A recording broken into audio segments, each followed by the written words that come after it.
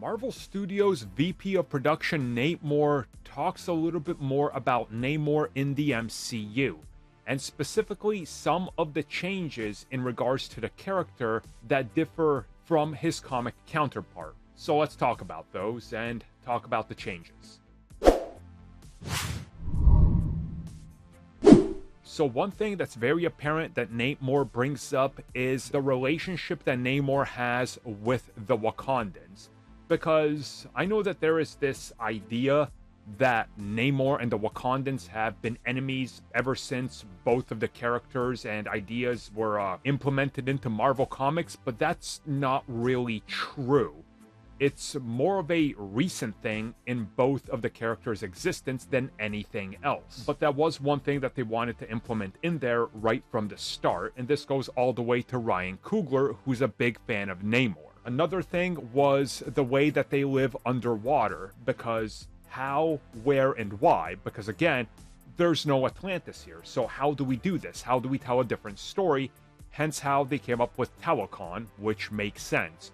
Which brings us to the third change, which of course was the Mayan-inspired background, because they went in a different direction with the entire origin, character's background, and how it would connect to a new type of idea that's in the MCU in relation to vibranium, in relation to what they're doing with Namor and the Mayan people, which also brings us to the fourth change, which he brings up, which is tackling colonization, tackling the history, how long Namor has been around, his origin, his connection to ancient people, and the myth.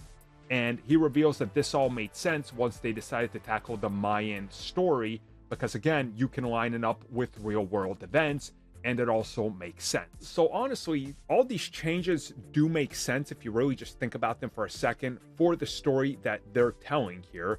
And it also makes sense for what they're doing with Namor as he heads further into the MCU. The one thing that I think is very interesting is that he says that the relationship between Namor and Black Panther is something that they want to explore more. Now, obviously, they're referencing Shuri, because obviously in the comics, T'Challa and Namor are the ones that go head-to-head, but that's not an option anymore, saying that there will be more things to explore, and that there's different aspects of each culture, war, and appreciation that can play into it, which again does make a lot of sense. So I'm interested in seeing what else they could bring in and how else they could change elements of the whole story, because again, Namor at his core in the MCU is very different than the comics. I mean, the name alone, that should be a dead giveaway as to, well, everything.